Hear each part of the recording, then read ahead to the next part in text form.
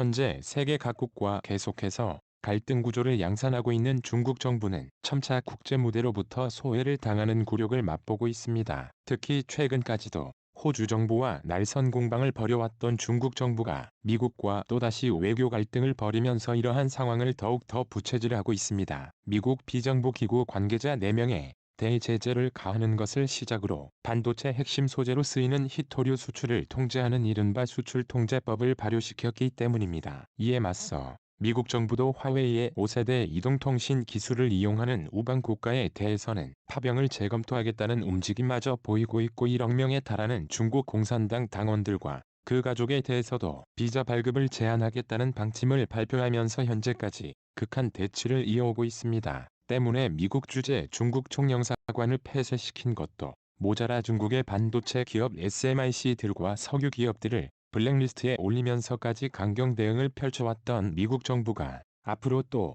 어떤 제재 카드를 더 꺼내들지 세계 각국이 촉각을 곤두세우고 있습니다. 뿐만 아니라 미국과 중국의 갈등이 첨예화될수록 한국이 어부지리를 얻는 상황이 늘어나면서 이에 편승하려는 각국의 움직임도 활발해지고 있다는 점입니다. 이미 중국의 반도체 기업과 화웨이를 제재하고 나선 미국 정부의 조치로 인해 당장 한국 기업들이 큰 수혜를 얻게 되는 상황을 직접 목도했기 때문입니다. 또한 최근에도 중국 정부가 미국 항공사들을 대상으로 제재 카드를 꺼내들게 되면서 한국의 이익으로 귀결되는 사례마저 생겨나고 있는데요. 이는 중국 당국이 미국 항공사의 중국 입국을 까다롭게 하는 조건을 내걸게 되면서 때문에 미국의 유나이티드 항공과 아메리칸 항공이 중국으로 가는 화물 직항 노선을 전격적으로 폐쇄한 데 이어 한국의 인천공항을 화물 운송의 거점 경유지로 선택하고 나섰다는 점입니다. 이는 미국 화물이 중국 상하이로 가기 위해서는 반드시 인천공항을 거쳐야만 한다는 것입니다. 결국 인천공항은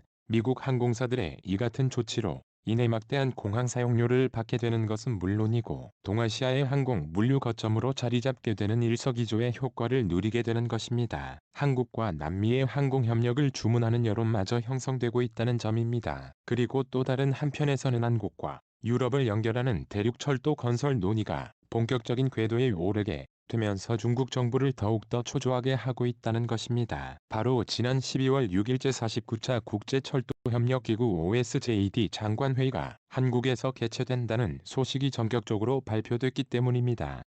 이는 내년 6월 한국에서 개최되는 이 회의를 통해 남북철도 사업은 물론이고 유럽과 한반도를 이어주는 시베리아 횡단철도 연결 사업을 논의하는 장이 본격적으로 마련됐다는 점입니다. 뿐만 아니라 이전부터 러시아 정부가 한국과의 대륙철도 연결 사업에 큰 공을 들여왔던 만큼 향후 개최되는 국제회의를 통해 철도 연결 사업이 더욱 더 탄력받을 전망입니다. 때문에 미국 항공사의 조치에 이어 중국과 일본 정부를 더욱 더 곤혹스럽게 하고 있는데요. 이는 해양과 대륙을 이어주는 한반도의 지정학적 위치가 비로소 막강한 영향력을 과시하게 된 것뿐만 아니라 대한민국의 상황을 두 나라가 더 이상 간과해서는 안 된다는 정세가 조성되고 있는 것입니다. 숱한 갈등과 반목만을 거듭할